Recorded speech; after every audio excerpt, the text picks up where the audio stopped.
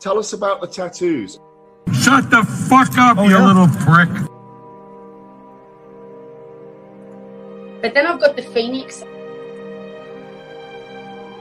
Hey, prick. So I'll take it from Bob every day of the week. Absolute disgrace. I'm sure no one will mind. Move him out of here, Darren.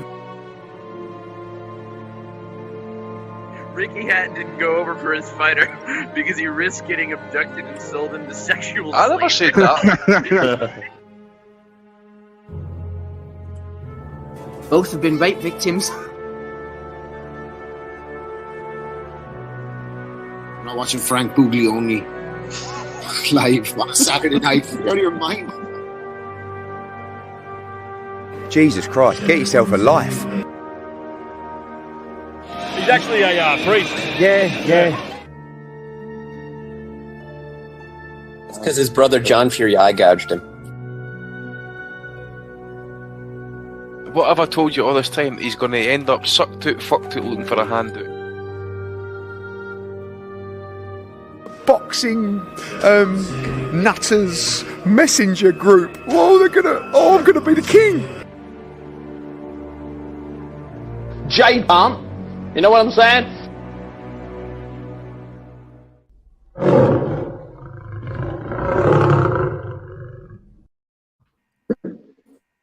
Hello everybody and a very warm welcome to this Boxing Nutters Messenger Group call-in special for the big heavyweight clash this Saturday evening between Alexander Usyk and Anthony Joshua over in Jeddah. I was just talking to John O'Donovan there. He said it's got that big fight feel. John is absolutely right. I even dragged out the intro for such an occasion. It's a rematch, of course. They've already fought once before. The Ukrainian master Usyk himself did a number on AJ, winning a unanimous decision in London last year. Will this be repeat or revenge on August the 20th? The panel made their picks on Sunday just gone. They'll dissect the fight this coming Sunday. I'll be there as well. We'll even have a red hot reaction on Saturday evening straight after the result in our post-fight pod. But before that, there's still predictions to be made and strategies to be discussed.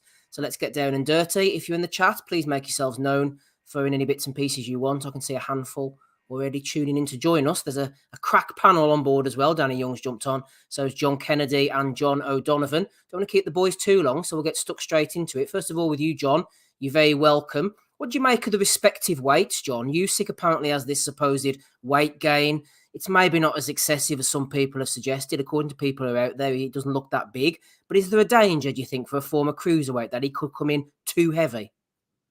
Yeah, I definitely think it wouldn't have been a good idea. I think given how effective he was in the first fight moving around, I don't think coming in much heavier would make much sense. But I don't know, pictures can be deceiving. Like I think Ben in our chat said he doesn't look as big as it seems. So I think he'll come in roughly around the same, to be honest. Joshua looks quite lean, actually. I was watching Joshua Klitschko last night, and Jesus, Joshua looked a lot bigger back then than he does now. He looks a lot more lean. So I don't see it being an issue, to be honest, for Usyk.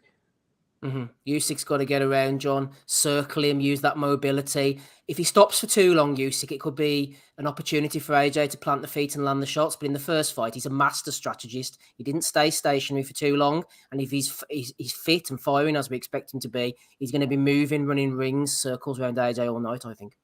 Yeah, absolutely. I think as well, I was listening to his promoter, Alex Krasuk, the other day, and he was saying that they expect Usyk to have to go through hell for the first few rounds. So I'd imagine Usyk is going to come out and look to move around, let Joshua tire himself out, see this new Joshua under Robert Garcia, and I think he'll probably drown AJ late this time. Yeah, I'm thinking so too. We're going to throw in our predictions late on so everyone can put it down and see what we're going to come up with. Joe Kennedy is the man for the predictions. He's the head of the prediction league himself. John said there, Joe, Robert Garcia, he's never trained a heavyweight. We all know he's an experienced world-class trainer, knows what he's doing. He'll have AJ more aggressive early on. He's going to be on the front foot, but that makes him more susceptible to gassing. I mean, a trainer can only take you so far. At some point, AJ's going to have to bite down, Joe. He's going to have to call on those stamina reserves, and that is where things are going to get tough for him, I think. Yeah, I enjoyed watching the fight back this week. It's I think it'll be really interesting to see how much the first round is like the 13th round of the first fight, or whether it's the first round of a completely new fight. Because really early on in the fight, Usyk, the smaller man, moving up the challenge, the heavyweight with the 3 belts. He was the first one to land a big shot, which was that left hand, like 20 seconds in or something. Seized the initial of the fight kind of in the first few rounds. And it was his movement that was dictating what Joshua was doing. It wasn't the bigger man who was putting it on Usyk. And I just, it'd be interesting to see if Usyk will try to do something again this time around, or whether, Joshua will come out all guns blazing to try and avoid that same thing happening again. But I saw it a little bit differently than maybe yourself and John with Usyk's movement. He seemed to be in front of Joshua for a lot of it, just his subtle movements and feints and stuff kept Joshua from firing, and then obviously he was getting countered as well, and obviously he got on his bike when he needed to. But I really enjoyed the first fight. A couple of ebbs and flows in the fight as well. Joshua came into it in 5th, 5th, and 6th round really well, and then Usyk kind of put him back in this place. So looking forward to seeing whether we have another fight with those kind of ebbs and flows, and like I said, whether it's a continuation of the first fight or whether Garcia and all the other adjustments that Joshua has supposedly made have a big impact in the fight and make it a completely different one. Joe, you picked up on good points there, actually. It's the subtle movements with Usyk, rather than the way I was explaining it, kind of not running, but almost moving too fast out the way. He's a mobile target. He's never stationary. He's always dipping those knees, pivoting in and out, the shoulders, the head. There's constant movement, almost Lomachenko-like. We obviously know the connection, the Ukrainian, the father, the trainer, and that. He's never running as such, but he's always moving. He's never standing in one place, like a Brazil, like a Molina, like some of these stationary targets of old. Exactly. It makes him a really hard target because he's in constant motion, whether he's feinting or moving his head or moving his hips. If he's shuffling, it's usually in kind of an L motion, so that he's always able to strike, yet he's also very hard to hit cleanly. So it's a really effective way of fighting, especially against a guy who's maybe prone to being static or overly drilled or robotic. It's kind of kryptonite to a style like that, someone who's so fluid and dynamic. I think that was kind of played out in the first fight. Joe, just before we move on very quickly, not to put you on the spot as such, but obviously you're taking the boxing predictions off the Nutters group. They're flying in. Have you noticed any patterns? Are we seeing a lot of Usyk, a lot of AJ? What's catching your eye? Yeah, I was expecting more AJ. I don't know whether there's...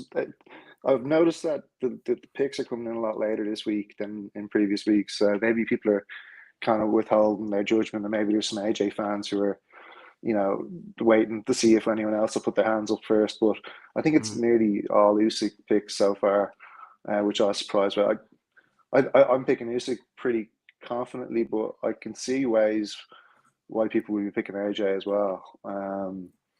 But I wanted to correct you as well, Steve, because you said I was at the head of the prediction league, and I'm so far from the top of the prediction league. You're the figurehead of the prediction league. Yeah, nowhere near the top, Joe, but the figurehead. I'm the workhorse. He keeps it going. That's all. Exactly, and a fine job you do too. Stay with us, Joe, for as long as you wish. We're not going to be going all night, folks, but you never know. We might carry on if different people jump on. Zeconomics has jumped on. We'll go to him very shortly. Just before we do so, Danny Young's here, top technical analyst. Let's talk tactics, Danny. This is your favourite subject on a Thursday evening. So, am I feeding back there, Danny? You're not listening? No, it sounds good this end, unless anyone else tells you any different. I'm not sure what's going on there. I thought I could hear myself in the background. What I was going to say to you was, rather than aiming for the smaller target at the head, Joshua would be better off, do you think, jabbing to the body, maybe bringing the hands down and trying to bring the right hand over the top, possibly? He's got to. There's no way he's going to win the fight unless he tries to do that. He's got to try and get... Usyk's defense is very good. We all know that. It's very good. I mean, I only go back to the Gassiev fight, and he barely got a punch that night because he was just so good. And Gassiev, obviously, as we know, like a little bit like Joshua, was a big hitter, and he just stayed clear. He stayed clear of the right hand all night and did what he had to do. And unless Joshua gets those hands down, he's not going to be able to even think about throwing a right hand, because he can throw all the right hands he wants from the start of round 1, 2, and 3, but they're just going to be hitting gloves and forearms all night. And the point I kind of wanted to make around this all, and I think it's time it said, and I've said it to a couple of people this week, that I think the biggest downfall for Joshua is that I think Usyk's one of the best in-fight strategists we've had in boxing. He'll, as many people that have watched him over the past 5-6 years, he'll happily let a couple of rounds, the first 2-3 rounds just go, without any real activity, because he's there, plodding away, finding angles, looking at where his attacks are going to come from and where they're going to go to, and what movement he really needs to do. He's so dialed in on that, and I think it's not spoken about as much as maybe it should do. So that I was just going to put that across as a little bit of a general discussion for the panel. Do we rate Usyk as one of the best in-fight strategists? Because if you go back, even you go back to the Bellew fight, people really thought Tony Bellew was winning, rounds 1, 2, 3, 4, 5. That was just Usyk just finding his way out. I think Usyk always knew he was gonna catch the KO there, but it gives people a false sense of security, and that's the only way I can see this fight going. Usyk giving Joshua hope early on, but only to then get for it to be his own downfall, gas out, and then obviously get caught later on down the stretch. It's a perfect summation and a good point brought forward as well as economics. What do you think about Danny's point there about Usyk being the in-fight strategist? He's definitely one of the best around at the moment. Well, I mean, when he's talking about the Tony Bellew thing, like, he was just letting, it was like Floyd Mayweather against the Irish guy, what do you call him? That fucking McGregor. Right, Conor McGregor. When Mayweather fought McGregor, he just let him have 3 or 4 rounds to tire himself out and then beat him up. And that's what Usyk did to Bellew. Like, I remember sitting watching that fight, having told my mates, like, this is Barcelona against, like, Sheffield United or something like that. This guy's got no chance. And he did seem to be edging his way into the fight, first 3 or 4 rounds, but it was only because Usyk was letting him have that wee bit of success in order to kind of bring him out of his shell. So I agree absolutely with Danny's trying to say there. Like, Bellew had the success Usyk let him have. Now, the fights that Usyk had against the kind of higher standard of guys at cruiserweight, the guy, when he was fighting for sort of undisputed cruiserweight title, those guys were better boxers than the guys he's fought at heavyweight in terms of technical boxing ability. Like, so the idea that there's anything Joshua can do to win a boxing match against Usyk, I just can't see it. Like, he's got to forget the boxing and just try fighting. And it's easy to say that. We all know, and we've all said, and we've all heard, like, he has to go in there and put it on him, try and force him to the ropes, bash him up, go to the body. We can all say that, but saying it's one thing and doing it's another. Yeah, and can he sustain it? Yeah, exactly. In the second half of the fight, I mean, I've seen, I don't know if it was Matt, he was talking about, like, he has to try and kind of be a bit like when Cottle fought, what you call Margarito, and Margarito pressured. And aye, that's great. That would be a brilliant strategy, but he's not got the Margarito gas tank. Like, there's no way he can fight that sort of work rate for 12 rounds. Now, I think Usyk's got his number. I think it's going to be more of the same and maybe get that knockout that he threatened to get. But maybe there's just enough doubt to make it interesting in terms of how's the war in Ukraine affected Usyk's preparation. You know, Joshua's with a new trainer. Is he going to change the approach? Are they going to find something that works? Has Usyk put on too much weight? Is Joshua going to cut a wee bit?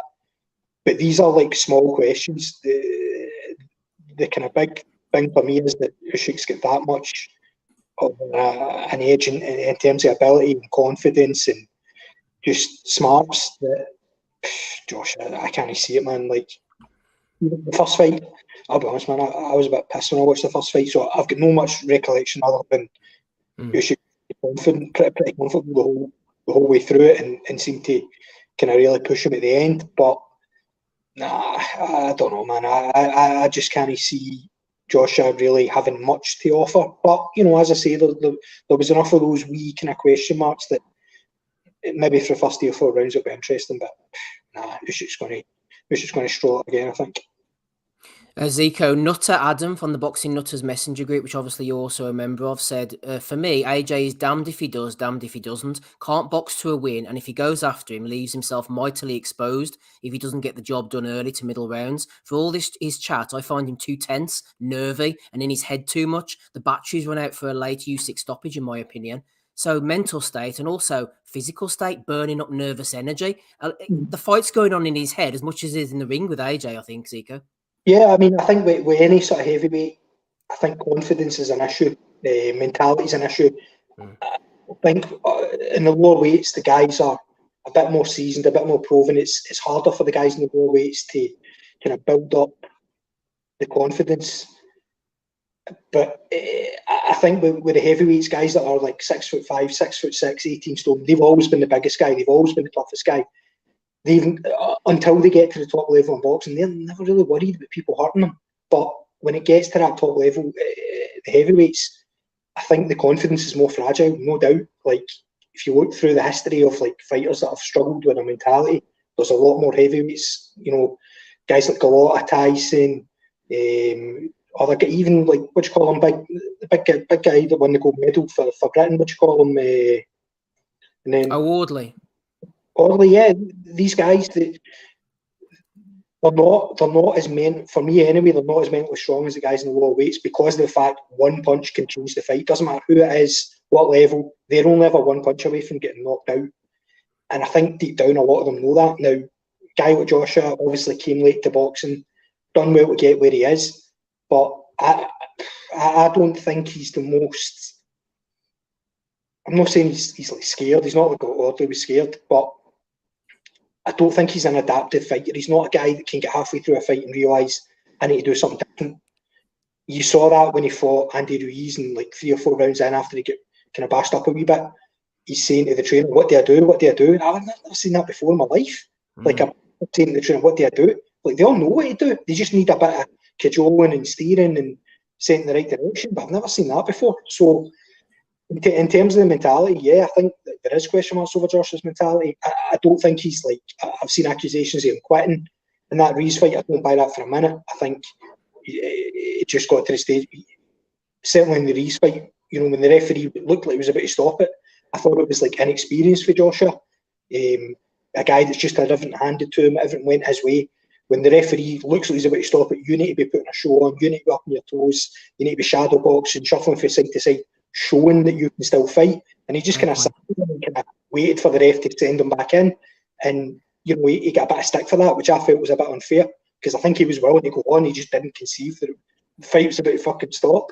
So in that, but even that's naivety, you know. It's a guy that doesn't have the smarts rather than the heart, you know. That's something where I think he falls a bit short as well. But you know, you look at a guy like Usyk, he's been there, he's seen it, he's done it. You know, he's done it at cruiserweight, he's done it in the amateurs, he's come up to heavyweights, and he had his introductory fight against Chisora, and then he beat Joshua without breaking sweat. What's he got to worry about?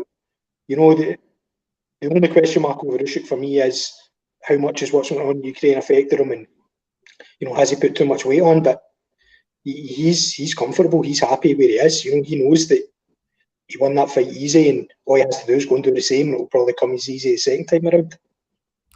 Absolutely. Good stuff, Zico. Some great points made there, and exactly right. One punch can change everything in the heavyweight division. And Usyk's face did look a little bit marked up after that first fight. Joshua definitely had some success, and I think if he goes to the body, he could make things interesting. John, just moving on from Adam's point and what Zico discussed there, Adam made a good point again about AJ's mental state. I don't want to go too far into it, but I mean, we laugh about these weird idioms, this kind of faux philosophy that doesn't make sense. But I do think he lives in his head a lot and probably lacks confidence, which is strange to say for such a big guy who's earned a lot of money and beats people up for a living. But he always seems like he's trying to work himself out, trying to work his character out. It's a little bit contrived at times. I suspect he's a fragile character, John, maybe even borderline conflicted or even tortured at times, trying to show these different faces to different people rather than being who he is. Yeah, absolutely. Like, he seems to take put a lot of stock in what people say as well. You often hear him refer to criticisms he receives in interviews, and he's always trying to adjust. Do you remember after the first Usyk fight, everyone kind of jumped on and said you should have been more aggressive and all this, and he came out and then that really weird interview where he was talking about looking up to drug dealers, and he's really actually really aggressive and all this Yeah. stuff. He'll live up to this character or whatever. But yeah, I think his confidence goes up and down mid-fight. Like if he gets success with right hand, he gets this jolt of energy and attacks someone. If he gets hit, he looks. It's almost like he's disappointed in himself. I remember after the third round Usyk fight, Usyk kind of buzzed him. He spent the entire time in the corner looking up at the replay of himself getting hit. It's like that's what I think is going to happen on Saturday. I think it's all well and good coming in this mentality. You're going to be aggressive, but I think when Usyk starts peppering him, he's going to go inside his own head again. So I think that's going to be a big factor. And also on Zico's point about the Ruiz fight, I don't think there's any quitting him either. He kept getting up and he got up 4 times or whatever it was in total. He didn't want to quit, but at the same time, I think there was almost an element of relief when the fight got stopped because he would have kept going up back out there, but he just didn't know what to do to change the fight. Yeah, I think with AJ, it's like acceptance rather than quitting. I think it's the same Usyk fight. He just accepted later on that this isn't like I'm not going to go up with my shield here because this is going to happen for me. And I think Zico made a great point. It's smart more than heart. I think that's what that AJ lacks. Joe, I'm not sure who the officials are. I was trying to have a look beforehand about the judges, the referee, etc. But I do subscribe to the theory, Joe, that the judges and the whole setup's going to be loaded in the favour of the house fighter, so to speak. I know they're not fighting in the UK, but we all know what the crack is here. Usyk's a road warrior. He goes, he travels, he gets his rewards. He's always done that. He's going to have a fight. He's going to go in there to that fight. There's going to be 2 or 3 rounds pre-filled out, as far as I'm concerned. So if he's going to win, he's going to have to win big or score a massive KO. These judges, they're going to be wined, they're going to be dined, primed for a particular outcome. There's no messing, man. I'm going full Illuminati here. Those scorecards aren't going to be favourable to Usyk unless he's a big winner. Yeah, I mean, the fact that one of the judges had it 7-5 the first fight, I don't know how he could find 5 rounds for AJ in that first fight. Even to the zone commentary, who were at times like saying whenever Usyk would pop off a shot, they were literally going as if it was a bad thing, like it hurt them, It's like, guys, you could cover up. They're both supposed to be the zone fighters, really, but you're right. Usyk's not the big money name. He's the one who, if anyone was going to get shafted in the cards, it's going to be Usyk in this fight. Yeah, unfortunately, boxing the way it is, nothing would surprise me. But I think Usyk, he made it so clear in the first fight they couldn't take it off him, and you would just hate to see something like that happen again. And whatever about the sports washing stuff in Saudi Arabia and all that kind of stuff, I don't want to get into that, but it is a big event, and a robbery would really mar the event and would be a big black eye on boxing, which is the last thing boxing needs. It has enough black eyes anyway as it is. We don't need, the great bunch of lads and all the rest of it jumping on this boxing's a rigged sport, commentary if there is a robbery. So, yeah, hopefully it doesn't come to that. Hopefully Usyk will make it, definitive either early or, on the cards. But, or even, if AJ wins, hopefully it's definitive as well. I just don't want to see a robbery like that. Yeah, I don't necessarily think that as much as the money would be good, that we need to see a trilogy. I want a definitive finish in Usyk's favour. I'm not even going to lie. One of the nutters as well, Joe Damo, threw in a question or a comment earlier upon my request for contributions. He said, my only view on what I've seen so far is that Joshua looks mentally fucked, which is what we were saying as well. Damo continues, he doesn't know where to look during the stare-offs, tries to look focused when walking away, but then has people chirping in his ear. I think Usyk within 6 by no mass. He's calling it. We talked about acceptance earlier and sort of quiet quitting. Damo's going full out. Joey's going for no mass. Do you think that's a possibility? No, I think you guys have AJ pretty well nailed down. I think there's a big difference. I think that, AJ is almost intimidated by how relaxed Usyk is sometimes. Like, he looks so free and kind of present and enjoying himself. Even with all the backdrop of what's happening in his home country, he doesn't seem to be burdened with the weight of the World Heavyweight Championships around his neck. He seems to be kind of enjoying it. And I saw something on The Zone. It was an interview with him. He describes like his personality type and his, basically his happiest place is entering the ring. And he feels like he's a bird in a cage 99.9% of the time, but once he steps through the ropes, he's free. And It's, I wouldn't want to be going into a ring with a guy with that kind of mentality who has a kind of live for the moment, nothing to lose, kind of attitude, and we also got the skills to back it up, So I'd be rattled if I was AJ. I don't think he's the most mentally strong person anyway. He's always, like you said, contradicting himself with silly, word salads that he spits out. And I think that he's up against it big time with a mentally very strong character in Usyk. Who's been to many backyard and come away with wins and not been intimidated or let the occasion get to him at all. So yeah, definitely up against it in terms of the big contrast in mentalities, really, when you think about it. Exactly, up against it mentally and physically. Roll on Saturday evening. Just as we start to wind down, don't forget, if you're watching this after the fact, leave a comment, leave your fight picks in the comments below the YouTube section. You can boast afterwards about how you got it right, or you can disappear if you got it wrong. Maybe you want to get into the prediction league like the boys. Danny Young's throwing in a great question here to Cracker. Do you all think that if Usyk wins again, that his physicality will set the blueprint for future heavyweights and mean that the day of the big lump slowly dies out? What about you, Danny? What do you think about the question that you've posed? Well, I don't obviously when. I suppose I'm going to absolutely rip my own question apart there. We're always going to get fat bastards, aren't we? There's no two ways about it, because everyone, look at the shit that they wheel out for some of these fucking, Olympians nowadays. You know what I mean? As soon as you've won a gold, silver, or a bronze, I get that you've got to earn your stripes and you've got to work your way up. But look at some of the fat bastards that we've seen on TV, and on again, undercards for fucking pay-per-views and all the rest of it. So we're always going to get fat people. But I suppose my question was more leaning towards champions as opposed to, and potential contenders as opposed to just people in heavyweight boxing. Because I suppose you go back to super heavyweights in the Olympics, they were never big lumps, really. They were always, a lot of them had good footwork, good basics, good footwork, a good jab and things like that. And I just wonder mobility, whether, could fight at a pace, that kind of thing. Don't get me wrong, it was lesser rounds and all the rest of it, but I'm just thinking that's almost, well, there you go. Usyk's an example. So he boxed at, was it super heavy at some point in the Olympics, or was it? I know he was definitely heavy at one point, wasn't he? And then he fought Joe Joyce, didn't he? He was some size of a heavyweight too. Yeah, that's right. Yeah, so and it's done him, no harm at all. Learning his trade that way and being of that size, and I just wonder whether that is the blueprint. I'm not, I can't think of many people that we have got that are of a similar size that we have in the heavyweight division that are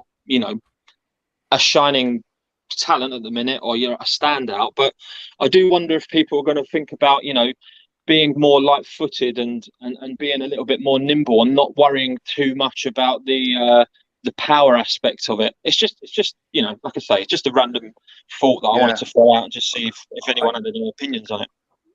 Yeah, I think unfortunately we would have a really, really good insight into whether you're right or not with a Usyk Fury fight, but Fury looks so far away from wanting that fight that I don't know if we're going to get an answer that way.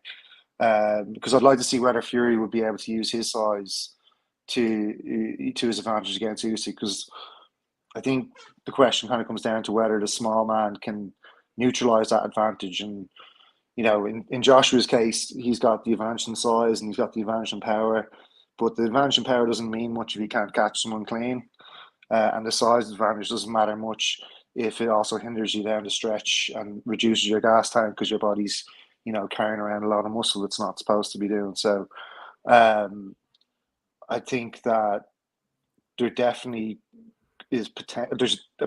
I think that there's the size advantage will always remain there, but there will be cases of guys like Usyk and Holyfield and other smaller heavyweights who can come around and are good enough and brave enough and have all the other attributes that can get them over the line against bigger guys. Zico, at the end of the question there, Danny says, has the day of the big lump slowly died out? And Joe's perfectly segued into what I was going to ask you as well. The day of the big lump seems to be dying out with Tyson Fury. He's retired one day, he's not retired the next. We need to see Fury against the winner of this fight, especially if it's Alexander Usyk, don't we, Zico? No retirements, no pissing about, no lineal championship. That fight's got to happen. Well, I don't know if it is going to happen. Like, in terms of Joshua against Fury, I'm past caring. Like, I don't. We've had long enough. It's been fucking skirts getting lifted and eyebrows getting fluttered and nobody getting shagged. That's the problem. Like, the fight has never come to pass, and they've had all kinds of opportunities. You know, you can talk about the problems with the Kinahans and, you know, mandatories getting thrown up. Like, fuck that. If they really want to fight to hammer out, it would have happened already. But it's just delay. And the thing with Fury is, Fury's an unpredictable guy. Who knows what's going on with Fury? Maybe he's got something going on in his private life. Maybe he's just kind of kidding on with the retirements as he's done in the past. Maybe there's an issue with the law. Who knows? Who knows what might happen? So in terms of Fury against Joshua, might happen, might not. Fury against Usyk, it's a bit of a weird fight. Like, it's like a freak show fight almost, because Fury against Joshua, there's not that much of a size difference. Joshua against Usyk, there's not that much of a size difference. But Usyk against Fury, there is a big old size difference there, and nowhere near as much of a difference in terms of technique and skill. So it's a bit of a weird one. I suppose I'd be interested, but I don't know, man. To get back to Danny's original point about the days of the big lump, like, it seems to me like there's a lot more big lumps on the scene than there are heavyweights like Usyk. You know, how many, you talk about Usyk Holyfield, have there been many more guys step up to from cruiserweight to do it? Seem to be getting bigger, don't they? Yeah, I mean, David Haye was maybe one of those guys, but it just smoke and mirrors with him. You know, fights fell through, shit performance against Vlad, injuries kind of fucked him as well. You know, we were kind of denied the David Haye fight against Tyson Fury, which at the time I think would have been interesting. I don't think Fury was what he would later become, and if that was a prime David Haye against that version of Fury, who knows how that might have went. But it never happened. And if you look at the guys kind of below, you know, the elite kind of, I mean, Deontay Wilder, is he a big lump? I suppose he probably is. Maybe not in terms of weight, but in terms of height and like gangly, yeah. Like, and he's just a big one punch guy, but that one punch is the hammer of Thor, you know. So if you look below those, you know, Joshua, Fury and Wilder, who's your next guys? Two big lumps, you know, Joe Joyce and what's his name? That other big lump that lost to Joe Joyce. Dubois, yeah. So it looks to me like the big lumps will go and they'll be replaced by new big lumps. Who else? I mean, aside the those two, if Usyk, Joshua, Wilder and Fury disappear tomorrow, who's going to be running the heavyweight division? It's going to be big lumps as far as I can see. So I wish I would love it if there was more guys like Usyk coming up from cruiserweight. You know, nimble guys that can really box and offer something different. But there's not been too many of them in recent years, and I don't see too many on the horizon, sadly. Jared Anderson isn't a massive one. That's one smaller kind of heavyweight I'd throw in there as well. I don't see much of him, I've got to be honest, if anything, so I'll take a word for it, but more power to him if he can come up and start asking some questions. I think what they're doing with Anderson as well, Joe, they seem to have dragged him back a little bit. He's fighting these guys with good looking records, but maybe not the strongest technically. I think they're waiting for the likes of Fury, Wilder, Joshua, Usyk to try and power down, the belts to start to become vacant, and then push Jared Anderson forward. You notice they're not pushing him too quickly into positions now to fight those guys, which is a smart move because he's still a young guy, Joe. Yeah, they got his name out there kind of early. During COVID first lockdown, if I remember correctly. Yes, they've got plenty of time with him. I think he's a young guy. Did I tell you I met Otto Wallen in New York City yesterday, coming off the train? Oh, no. Do tell. It's crazy. So I live in New Jersey and I travel by train into New York to go. I work in New York City. and I was getting off the train. A couple of times I've seen a guy, big guy, who looks like Otto Wallen, and then I've been like, the third time I saw him, I was like, it looks really like him. I got my phone up straight away, and I was like, it's definitely him. So the next time I saw him was yesterday. I stopped him and I said, hey, I'm a big fan.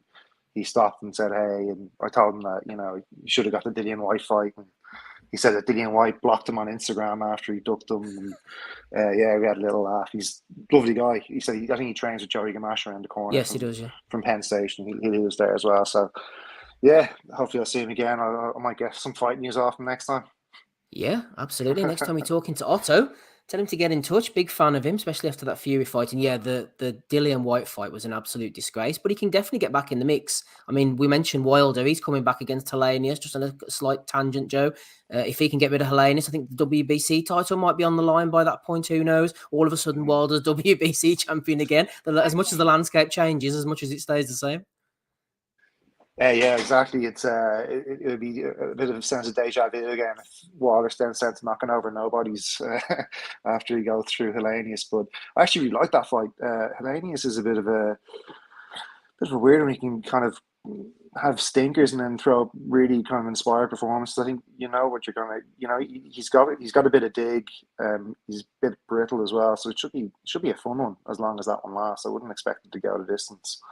But I think Helenius has kind of deserved it after beating Kovnatski pretty convincingly two times. Twice, yeah. And you know, I think he deserves a big fight. You know, he's had a bit of a stop-start career, but I think you know, if Wilder, you know, waits until the 12th round to detonate something, that, you know, it could be too late for him. You know, he wouldn't want to pace the fight like he did the second Luis Ortiz fight. I think he'd want to go out and try to get rid of Helenius pretty early. But yeah, I'm looking forward to that one. Me too. I think Wilder will get rid of him, similar to how Gerald Washington did. And the the heavyweight division is a better division for having Deontay Wilder on top and on good form, I think. Danny threw in a little follow-up to his question. He said, I did want to add, I'm not sure it's been mentioned, that Usyk will be fighting for his country, and I don't think you can ignore that. And I don't think it's pressure for Usyk. I think it helps him. I agree with Danny on that one. He's very mentally resolute, very mentally strong. And I don't think anything's going to phase in the fact he's gone on the road so much as a road warrior, all throughout his cruiserweight career, all throughout his heavyweight career so far. He'll travel anywhere. He doesn't care. He's very mentally strong. I also think that'll be a factor for him. That will motivate him. He's giving away the rights to the Ukraine people as well. So, yeah, that won't phase him whatsoever. Right, boys, before we get our picks and get out of here, we'll have a quick look over the undercard. You can talk about whatever you want. I'll do a quick rundown. It's not the best undercard in the world. We all know that. Pay-per-view ones these days, especially UK ones, don't tend to be. Callum Smith going in against Matteo Bordelic. We've got the unbeaten heavyweights, Filip Hrgovic going in against Zhilei Zhang. That's an eliminator. Badu Jack against Popeye. Richard Rivera. Andrew Tabiti's on it as well. Ramla Ali. Ben Whittaker. A few other no names. Daniel Lapine. I've never heard of this guy, but I was checking him out before the call. He's a Pole based in Ukraine. He's 5-0 with no knockouts. His box rec photo looks like he's about 10 years of age, but he's 6'6", 25-year-old Ukrainian southpaw, following in the Usyk mold. So Daniel Lapine, we'll keep an eye out for him. I'm not expecting you to have any inside information on that fella, John, but anything on the undercard that takes your fancy, or is it just a case of getting a few knockouts and getting straight onto the main event? Hrgovic and Zhang could be fun, I suppose. I was laughing at the pod description, but what did Zhang have? Liver failure or something in his last? Renal failure, yeah. So that should be interesting for a few rounds. Callum Smith going down the path of least resistance as usual. His long and winding and pointless career.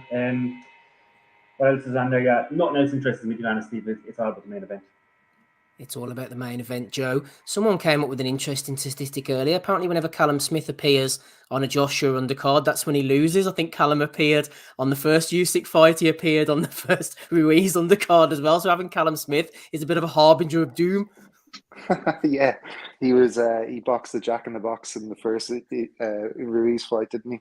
Yeah. Hassan and Jami. Yeah, that's funny. Yeah, I think there's a few different curses going around now. There's a Drake curse and a Versace curse and stuff like that as well. So was the second one the one where he knocked that guy out? Was it Lenin Castillo? Was that on the Joshua undercard? I think that might have been the second one. That was on the second one, and then the first one was Hassan and Dam.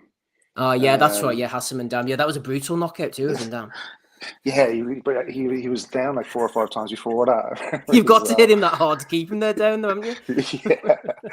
Yeah. I've no major interest in the undercard, and it's actually I'm going to be able to see the fight, but I won't be able to see any of the undercard because we've got plans here. It's Saturday afternoon, but I'll be able to steal myself away for the main event.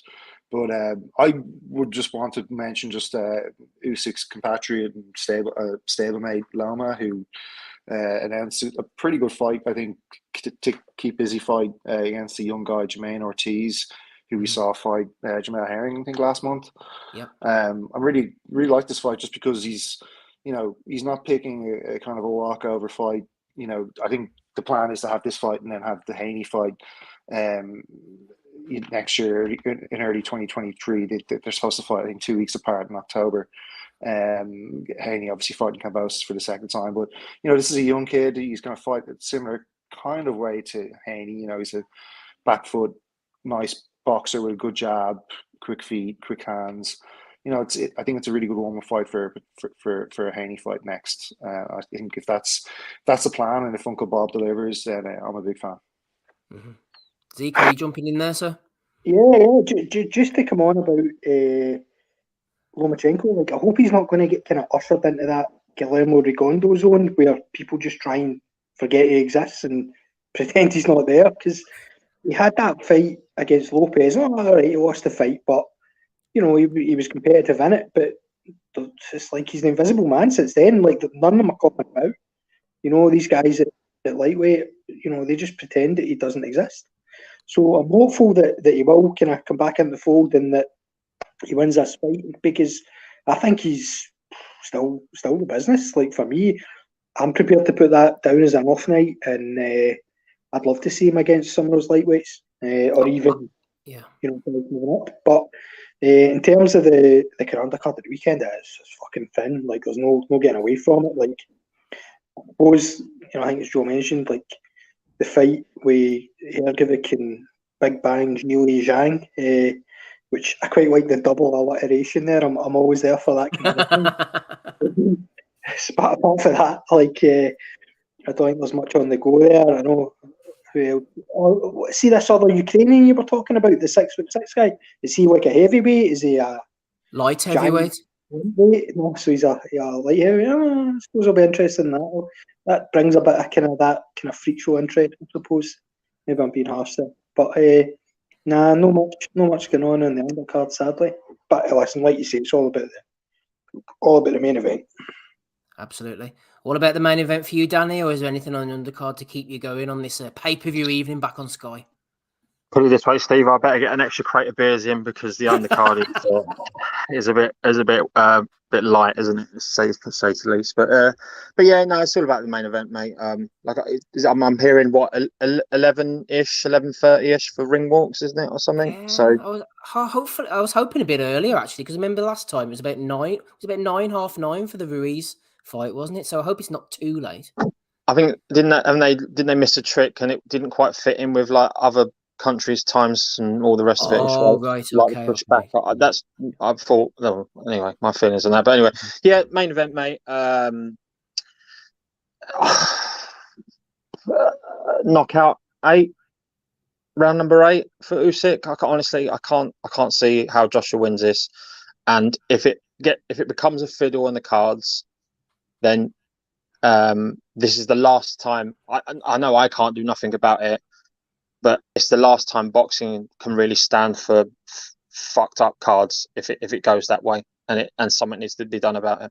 It's that big, do you think? Really? Yeah, I think so, because you can't in this kind of fight, you want a result that mirrors the performance, and they tried to fuck Usyk over in the first fight.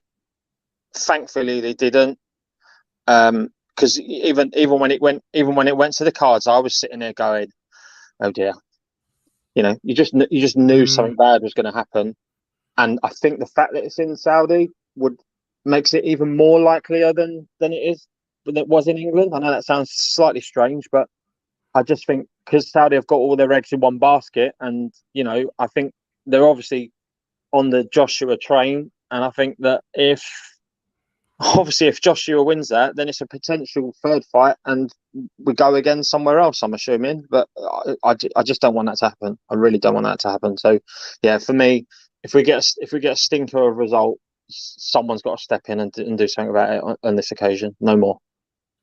But you're going for Usyk 8th round stoppage, yeah?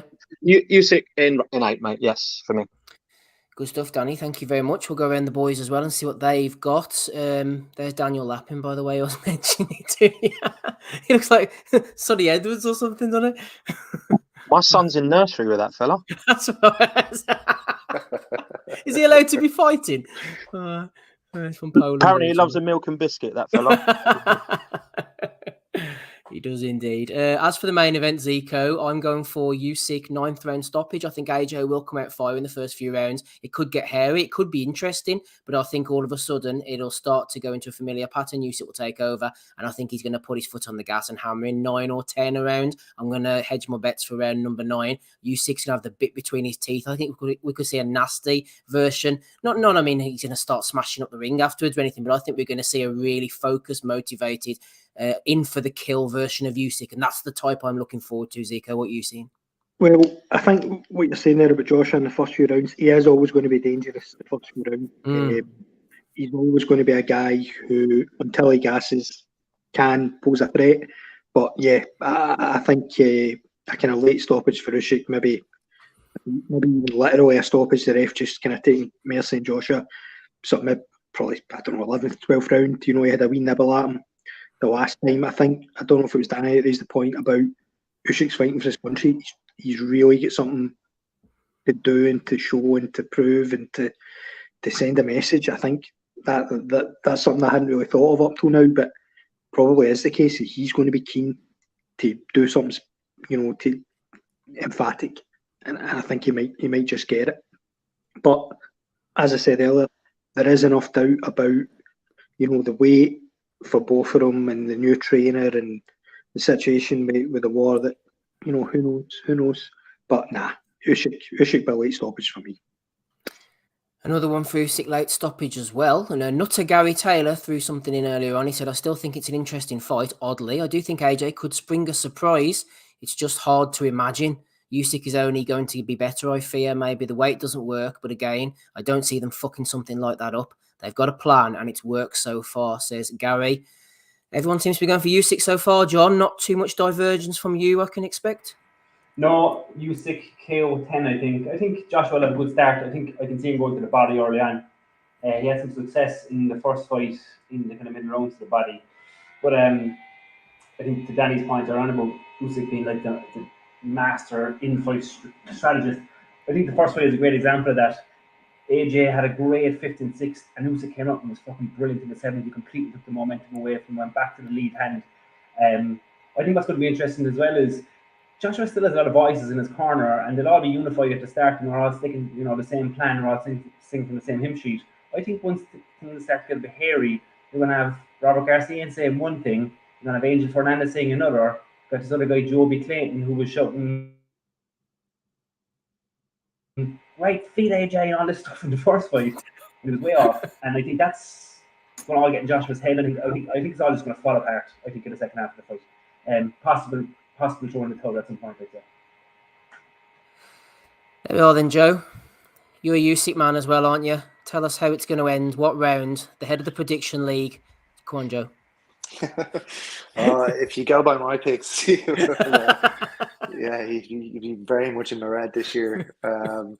No, I'm picking Usyk without much hesitation, and yeah, I see the knockout coming as well.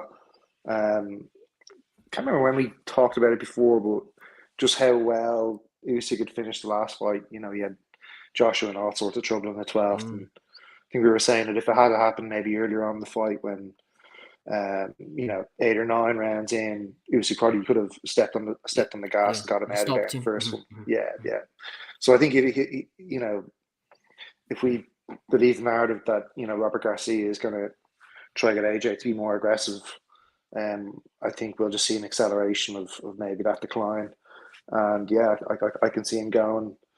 I'm thinking the bookies are really good at the over under here. 10.5 rounds they have it at. I think it's probably right. I think it'll be halfway through the 11th or something like that, or beginning at 11 down to the 10th. A points win wouldn't shock me either.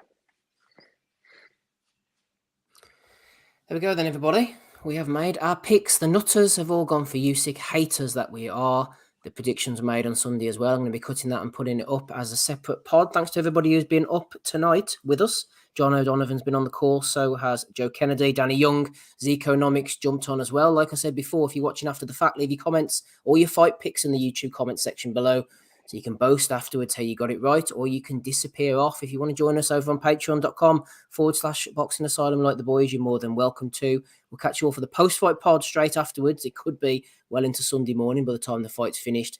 And then Matty will be in the hot seat on Sunday evening to go over it, to dissect it in fine detail. I've been Steve Wellings. Thank you very much, everyone, for subscribing, as always, and we'll catch you all again soon. Bye.